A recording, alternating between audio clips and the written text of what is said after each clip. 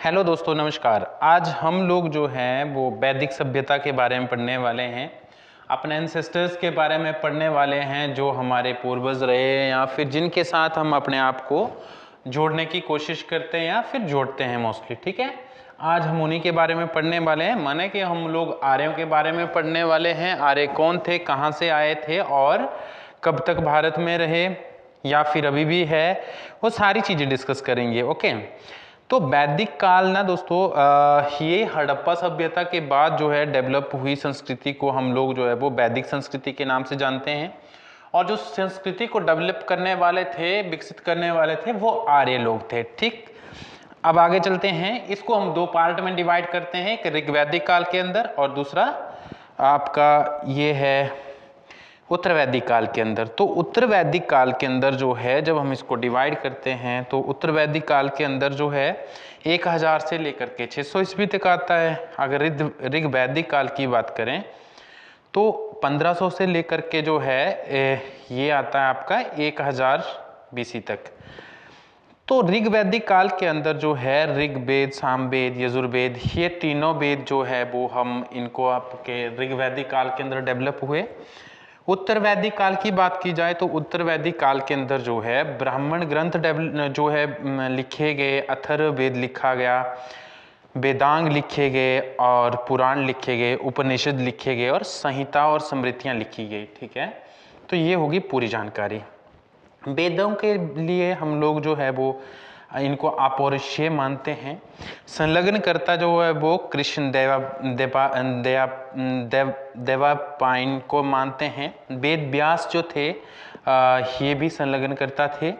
और ऋग्वेद की बात की जाए दोस्तों, तो ऋग्वेद के अंदर जो है हमें 10 मंडल देखने को मिलते हैं, 1028 सूक्त देखने को मिलते हैं, 10,462 ऋचाएं देखने को मिलती है ना। गायत्री मंत्र के जो रचयिता थे वो विश्वामित्र थे। और गायत्री मंत्र जिस देवता के लिए समर्पित था वो सूर्य देवता थे, जिनको सावित्री कहा जाता था। मंडल जो है ये है आपका मंडल तीसरा जो है वो इससे संबंधित है, तीसरे मंडल से संबंधित है। ठीक है, तो तीसरे मंडल के अंदर जो है इसका हम लोगों को लेख मिलता है। फिर हम जो अगर 9th मंडल की बात करें तो उसमें देवता एक सोम देवता है, उसकी जो है बात करी गई है। तो इसके बाद सोम देवता आते हैं। फिर आपका खिल की बात की जाए तो हस्तलिखित ऋचाएं जो है वो 8वें मंडल में हैं, जिनको खिल कहा जाता है। पुरुष सूक्त के अंदर जो है मंडल जो है वो 10 है। 10वें मंडल में पुरुष सूक्त का वर्णन है। उसमें क्या लिखा गया है, उसमें पहली बार 4 वेद जो वर्ण थे उनका जो है वो हमें उल्लेख होता हुआ देखने को मिलता है। ब्राह्मण, क्षत्रिय, वैश्य और शूद्र। वामन अवतार के 3 पगों के आख्यान का प्राचीनतम स्रोत ऋग्वेद है दोस्तों। मतलब जो वामन थे, वामन अवतार कब लिया था भगवान विष्णु ने, बोलते हैं कि जब बाली के जो अत्याचार थे जब वो बढ़ गए तो उनको परास्त करने के लिए जो है वो मतलब उनको सबक सिखाने के लिए वामन अवतार लिया था। और उन्होंने बोला था कि मुझे 3 पग भूमि दे दो। एक ब्राह्मण भिक्षु के रूप में आए थे और फिर जो है उन्होंने 2 मतलब तीनों लोगों पर उसका कब्जा था, तो उसने 2 कदमों में ही सारे लोग जो है वो कर लिए। मतलब 2 कदम में ही सारे उसके अंडर आ गए। तो बोलते हैं कि उसने क्या किया था, बोलते हैं कि उसने जो है तीसरी बार जो राजा बलि थे उन्होंने अपने आप को बिछा दिया नीचे, कहा कि प्रभु अब आप मेरी देह के ऊपर पैर रखिए। इस तरीके से जो है वो ये वर्णन मिलता है। ऋग्वेद में इंद्र के लिए 250 तथा अग्नि के लिए 200 ऋचाओं का जो है वो वर्णन किया गया है। मतलब उसमें समर्पित ऋचाएं जो हैं। ऋग्वेद के जो ज्ञाता होते हैं वो होत्री होते हैं या होताया होते हैं। उपवेद की बात की जाए तो आयुर्वेद जो है वो इसका उपवेद है ऋग्वेद का, और आयुर्वेद इसका उपवेद है। उपवेद के भी ज्ञाता होते हैं। उपवेद के जो ज्ञाता हैं वो आपके प्रजापति कहलाते हैं। ठीक है, आपको ये चीज़ें ध्यान रखनी है क्योंकि क्वेश्चंस यहीं से जो है वो फॉर्म होते हैं और यहीं से जो है वो आपको एग्जाम के अंदर क्वेश्चन देखने को मिलेंगे। ठीक है, सार्वधिक ऋचाएं हैं जो ऋग्वेद के अंदर। ठीक है, और ब्राह्मण ग्रंथ जो है ऋग्वेद के वो ऐतरेय और कौशिकी है। ठीक है, ऐतरेय और कौशिकी ब्राह्मण हैं। फिर जो है जो सामवेद आता है हमारा, सामवेद के अंदर क्या है, सामवेद में जो है वो सामवेद का जो शाब्दिक अर्थ है ना दोस्तों, वो है गान। यज्ञों के समय गाई जाने वाली ऋचाएं जो है वो सामवेद कहलाई। ये इसके दो पार्ट हैं। जो सामवेद था इसके जो एक ब्राह्मण ग्रंथ है पंचविश, ठीक है। उपवेद इसका जो है गंधर्व वेद है, ठीक। और गंधर्व वेद के ज्ञाता जो थे नारद थे, और जो सामवेद के ज्ञाता हैं वो उद्गाता या उद्गाथा है। आपको इस तरीके से जो ये सारी चीज़ें जो मैंने लिखी हैं ये आपको रटनी पड़ेंगी या फिर आपको समझनी पड़ेंगी, जो भी आपको कंफर्टेबल हो। एम जो है वो एग्जाम पास करना ही होता है। यजुर्वेद जो है युद्ध यज्ञ बलियों के लिए जो है वो नियमों का संकलन है। यज्ञों के विधि विधानों का वर्णन इसके अंदर दिया गया है। पद्य और गद्य ये दोनों हैं, मतलब ये दो पार्ट में डिवाइडेड है। इसमें कविताओं के रूप में भी है और गद्य पाठ के रूप में भी है, ठीक है। तो ज्ञाता जो थे इसके यजुर्वेद के वो दर्व्यू कहलाते थे, ठीक है। उपवेद के अंदर जो है धनुर्वेद इसका उपवेद है। उपवेद के जो ज्ञाता हैं वो विश्वामित्र जी थे, ठीक है। और विश्वामित्र को आप रामायण में बहुत फेमसली जानते होंगे, है ना। ब्राह्मण ग्रंथ की बात की जाए दोस्तों तो तैत्तरीय ब्राह्मण और शतपथ ब्राह्मण जो है दो प्रमुख ब्राह्मण ग्रंथ हैं इसके। अथर्ववेद के जो ज्ञाता थे वो ब्रह्मा थे, जो चौथा वेद है हमारा, जो बहुत बाद में लिखा गया। जो ऊपर पढ़े हमने इनको वेद त्रयी बोलते हैं हम लोग, ठीक है। ब्रह्मा यज्ञ का निरीक्षण करता था। अथर्व ऋषि द्वारा ये रचित किए गए। इस वेद में कुल 731 मंत्र है, 6000 पद्य है। सबसे बाद में लिखा गया ये। कन्याओं के जन्म की निंदा की गई है इसमें। सामान्य मनुष्यों के विचारों तथा अंधविश्वासों का वर्णन किया गया है।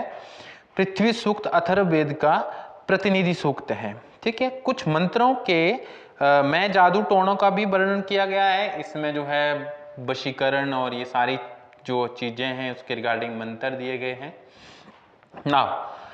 परीक्षित को कुरुओं का राजा कहा गया है इसमें, ओके।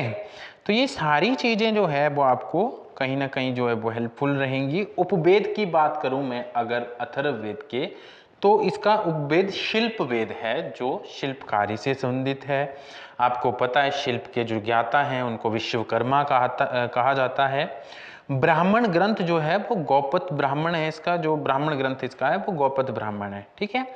पटना को अछूतों की भूमि कहा है किसमें, अथर्ववेद के अंदर, ओके। जीवन के सभी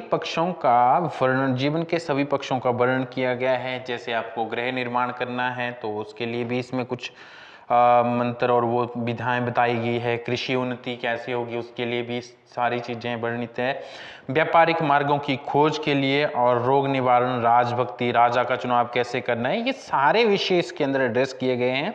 शाप, वशीकरण, प्रायश्चित के लिए भी इसमें जो है वो कुछ विधाएं जो है वो दी गई है, ठीक है। आर्य कहाँ से आए थे, ये एक बड़ा प्रश्न है जिसमें हमारे इतिहासकारों की जो राय है वो डिफरेंट है। आर्यों का जो एक उद्गम या फिर जहां से वो लोग आए तो उसके ऊपर जो विद्वान हैं वो बंटे हुए हैं। तो मैंने एक बार लिखा कहाँ से आए, विद्वान लिखे, उनका मत लिखा है। प्रोफेसर मैक्स मूलर बोलते हैं कि मध्य एशिया के बैक्ट्रिया क्षेत्र से ये लोग आए थे। जो सर्वाधिक जो है वो मान्य मत भी जो है वो माना जाता है। बाल गंगाधर तिलक उत्तरी ध्रुव से इनका जो है वो आना मानते हैं। डॉक्टर अविनाश चंद्र दास सब सैंधव प्रदेश को इनका जो है मूल स्थान मानते हैं। गंगानाथ झा ब्रह्म ऋषि देश को इनका मूल स्थान मानते हैं। नेहरिंग एवं प्रोफेसर गार्डन चाइल्ड दक्षिणी रूस को इसका मूल स्थान मानते हैं। गाइल्स मोहनदे हंगरी अथवा डैन्यूब नदी घाटी को इनका मूल स्थान मानते हैं। तो प्रोफेसर पेंका जो है वो जर्मनी के मैदानी भाग को इसका जो है वो मूल स्थान मानते हैं। दयानंद सरस्वती की बात की जाए तो वह तिब्बत को इनका जो है मूल स्थान मानते हैं। अधिकांश विद्वान जो है वो मैक्स मूलर के विचार से सहमत है। आर्य शब्द की बात करूं ना मैं, तो आर्य शब्द जो है वो अपने आप में व्यक्त करता है कि वो श्रेष्ठ हैं, उत्तम हैं, उत्कृष्ट हैं, स्वतंत्र हैं, कुलीन हैं और अविजातीय हैं। ठीक है, तो ये सारे जो है वो इस आर्य शब्द के अर्थ है, और इसीलिए हम लोग अपने आप को आर्य कहलाना जो है वो क्या करते हैं, गर्व का विषय मानते हैं कि हम आर्य हैं, हिंदुस्तानी, है ना। तो आगे चलते हैं। भौगोलिक विस्तार की बात की जाए तो भौगोलिक विस्तार के अंदर जो है वो वैदिक काल में आर्यों का जो निवास स्थान था वो मोस्टली सब सैंधव था, ये बात सत्य है। ठीक है, 25 जो नदियों का वर्णन जो है कुल जो ऋग्वैदिक काल के अंदर या ऋग्वैदिक एरा के अंदर कुल 25 नदियों का वर्णन किया गया है।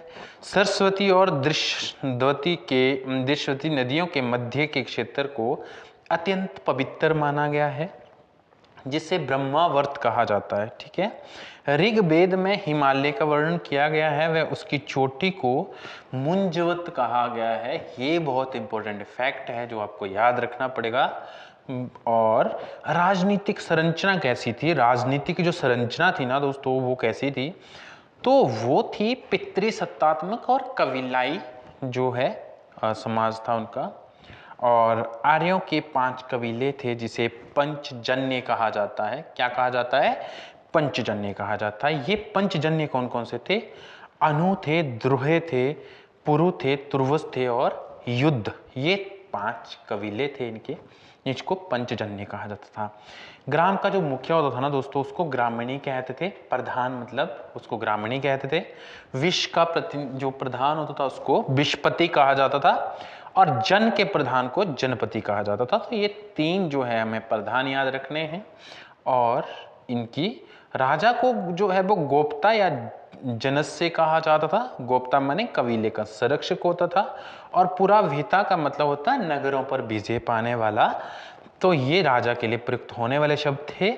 ऋग्वेद में सभा समिति और विद्वत का जो है विद्वत तथा गण कविलाई परिषदों का उल्लेख है। ये 3 सभा समिति, विद्वत और गण। ठीक है, ऋग्वैदिक काल में महिलाएं भी सभा एवं विद्वत के अंदर जो है वो भाग ले सकती थी। तो ये बहुत इंपॉर्टेंट है कि महिलाएं भी उस समय जो है वो सभा में जो है वो भाग लेती थी। और ये आपको क्वेश्चन भी देखने को मिलता है। ठीक, तो सभा ये वृद्ध एवं अभिजात जो है अभिजात मतलब संभ्रांत लोगों की संस्था थी।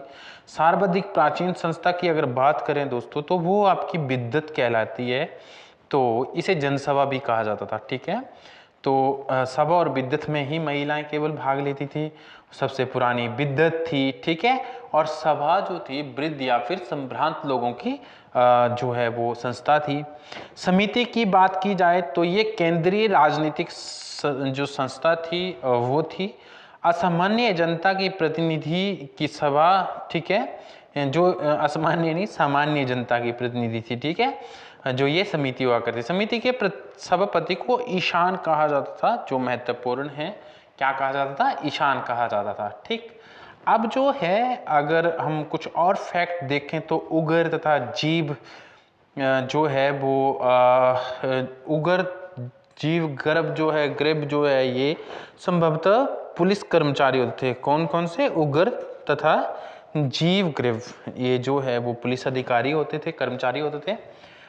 वैदिक काल में न्यायाधीशों को प्रश्न विनायक कहा गया है। क्या कहा गया, प्रश्न विनायक।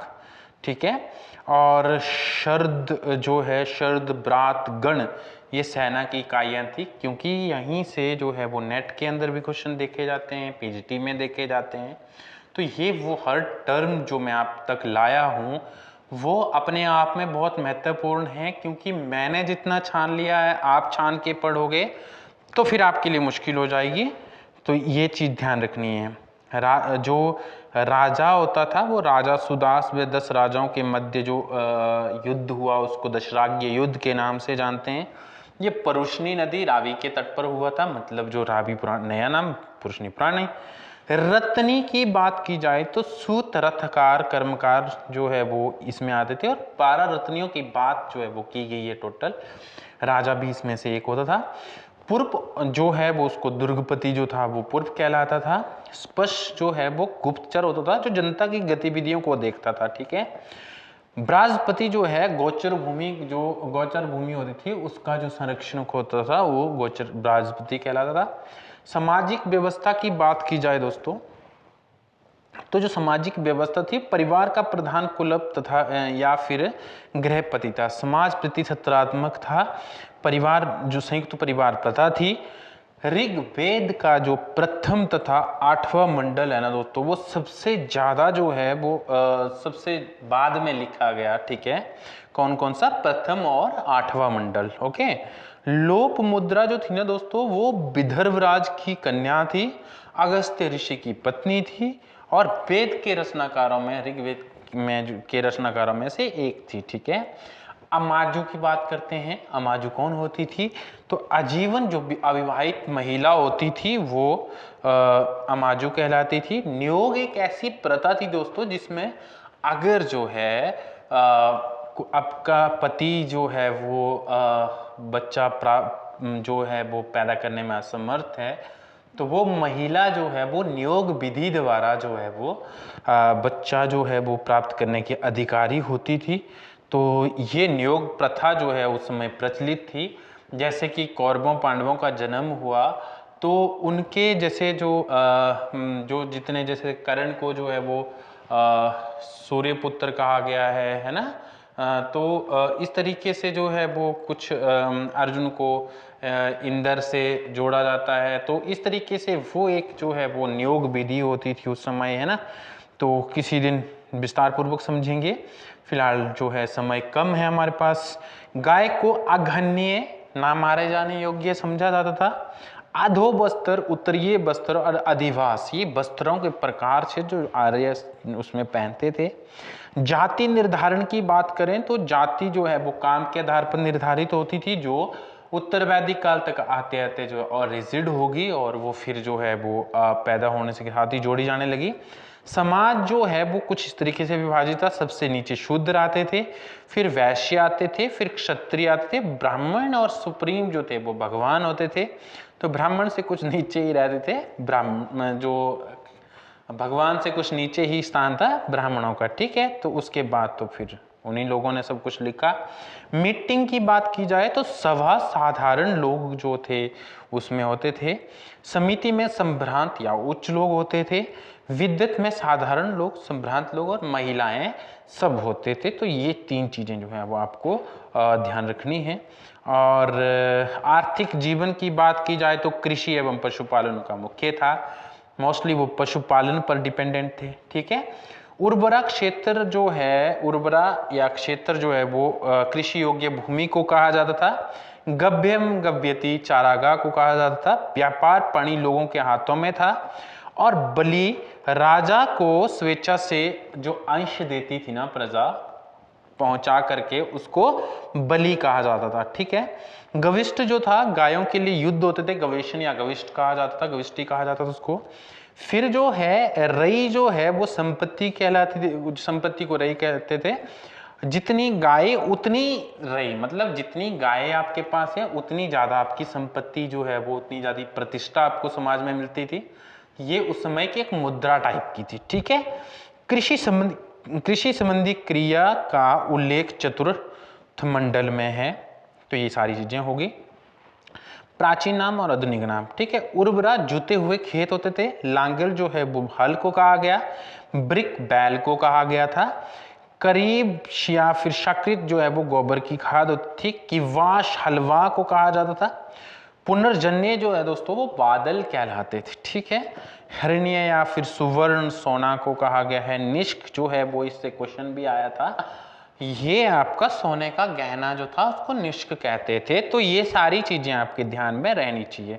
प्रमुख देवताओं की बात करें इस समय, तो प्रमुख जो देवता थे वो इंद्र देवता थे, जो वर्षा के देवता थे, है ना, युद्ध के देवता, वर्षा के देवता।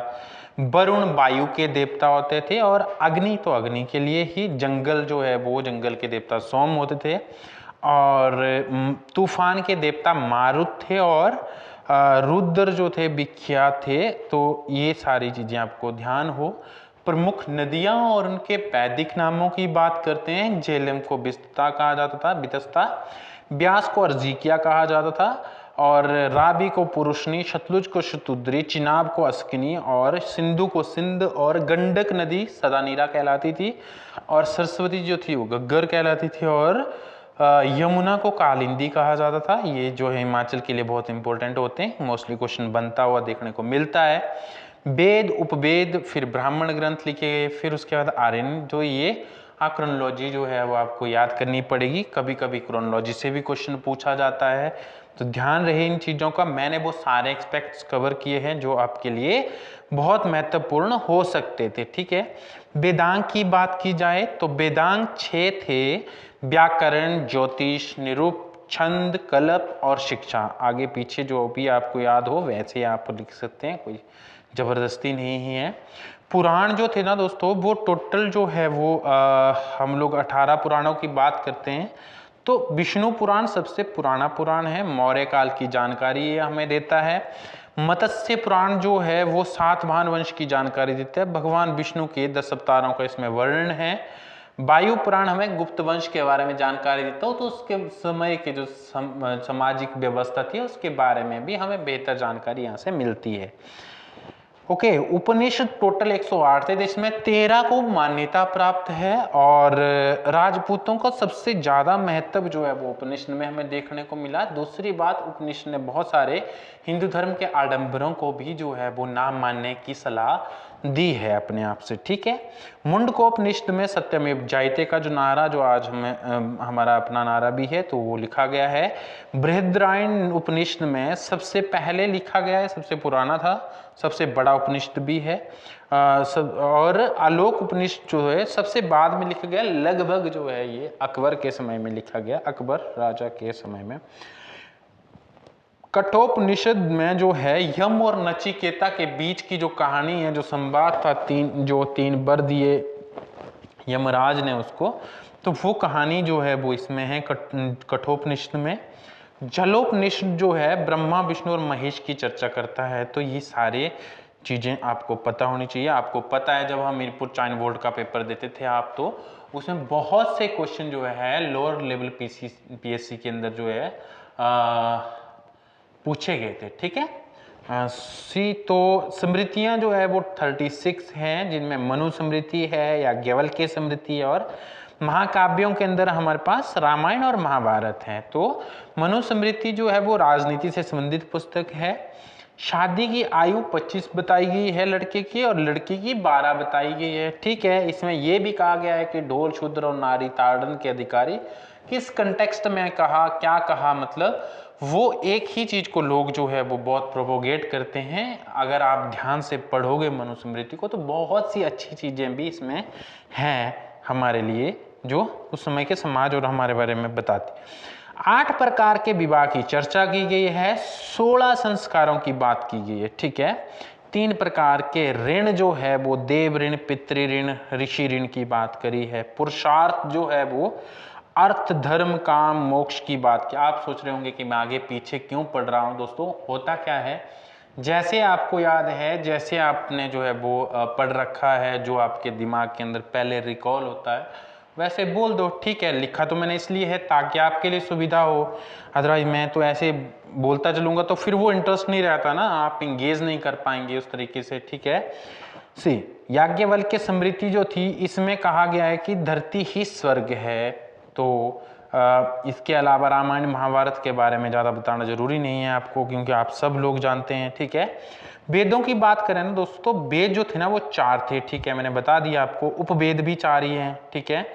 और उसके अलावा जो है ब्राह्मण ग्रंथ भी हमारे पास 4 हैं, वेदांग 6 है, उपनिषद 108 है, पुराण 18 है, स्मृति 36 और महाकाव्य 2 है। तो ये सारा वैदिक साहित्य जो है वो हमारे पास उपलब्ध है, जिसके बारे में हम जानते हैं, जिससे हम उस समय की सामाजिक, सांस्कृतिक, राजनीतिक और आर्थिक व्यवस्था की जांच करते हैं और उससे मदद पाते हैं। सूत्र हमारे पास शिक्षा, कल्प, ज्योतिष, व्याकरण, निरुक्त, छंद है। स्रोत सूत्र, ग्रह सूत्र और धर्म सूत्र जो है वो है। और उत्तर वैदिक काल आता है, ये नेक्स्ट जो है वो अगला जो है इसका हिस्सा है। 1000 से लेकर के 600 ईस्वी तक जो है, ईस्वी पूर्व तक ये रहता है, बीसी तक है ना। अथर्ववेद तथा ब्राह्मण ग्रंथ जो है वो आरण्यकों एवं उपनिषदों की रचना हुई समय। भारतीय इतिहास के उस काल को उत्तर वैदिक काल कहा जाता है और तैत्तरीय अरण्यक से क्रौंच और मैनाक पर्वतों का उल्लेख मिलता है।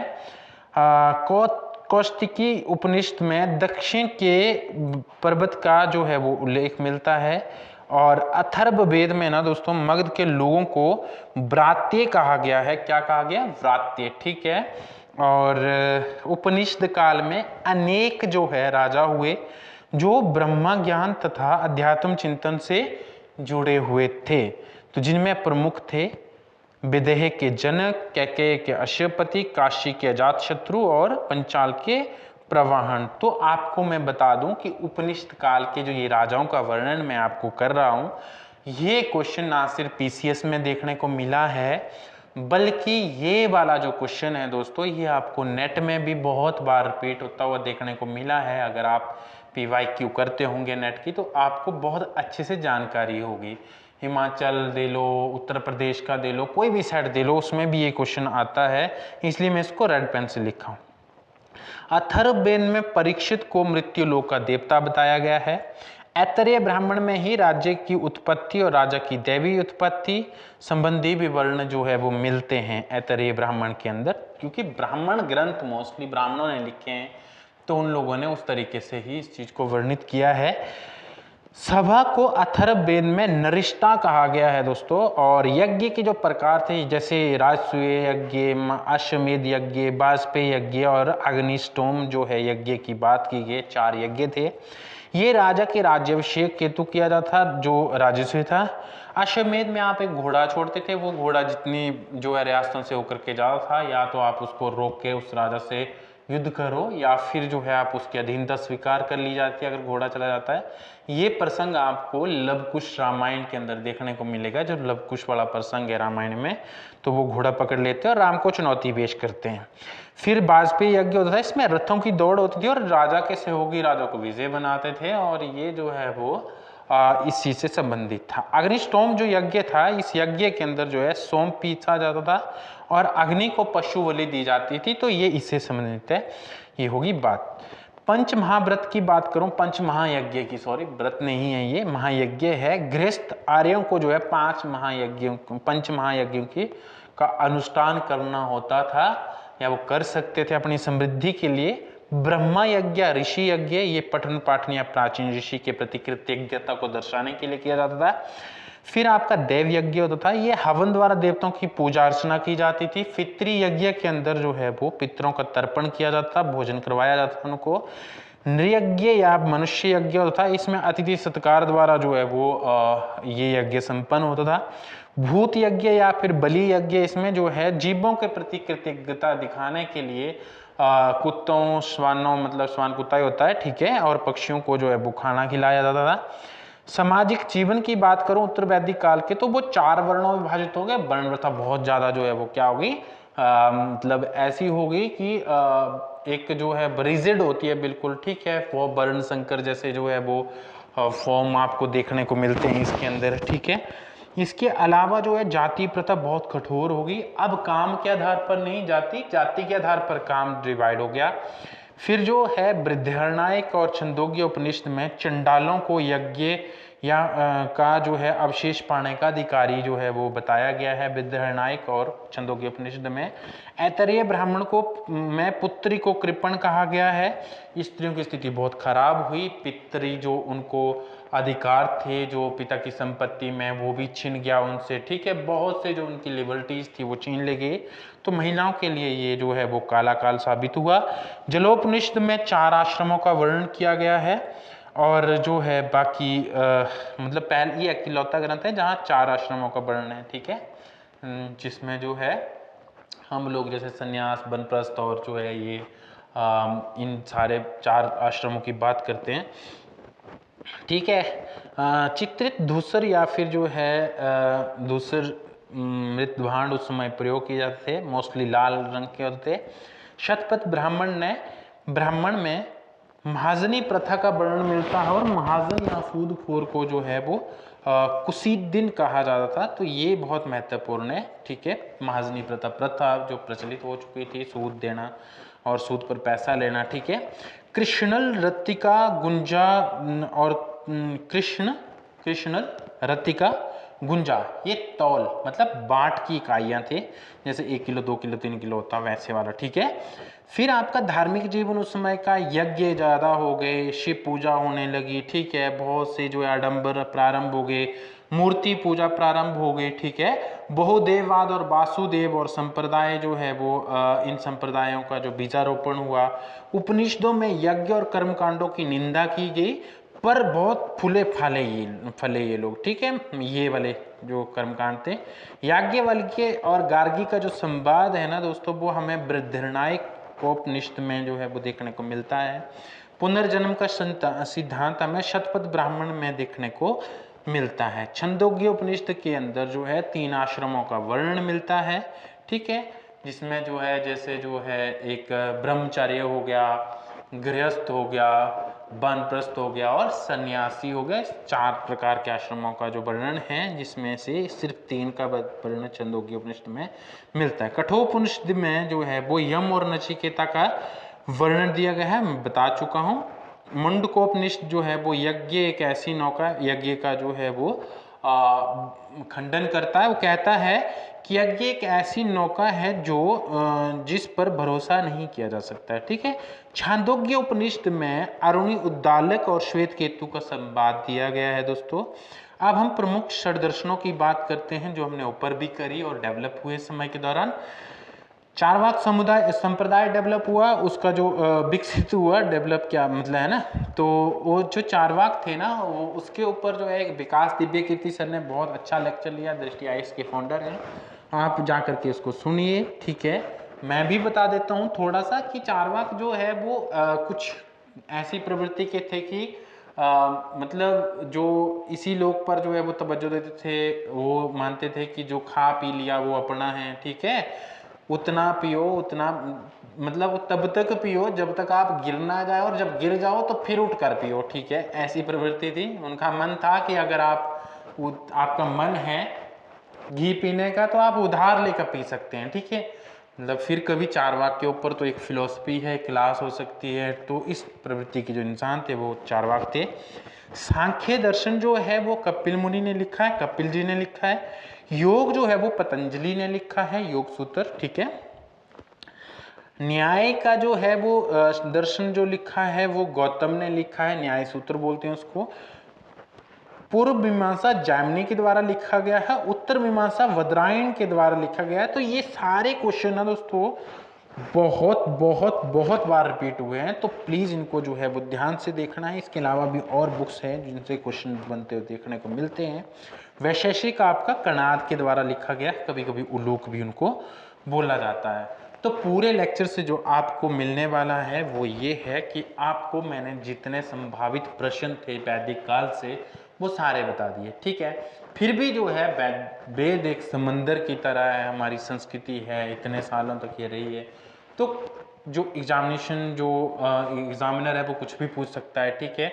बट जो जितना डीपली आप स्टडी करेंगे उतना डीपली आपको और ज़्यादा मज़ा आने लगेगा, ठीक है। इसमें मैं कहता हूँ कि हम सबको वेदों की पढ़ाई एक बार तो एटलीस्ट करनी ही चाहिए, पर फिलहाल नहीं। फिलहाल आपको जो है वो अपने कम्पिटिटिव एग्जाम के ऊपर फोकस करना है।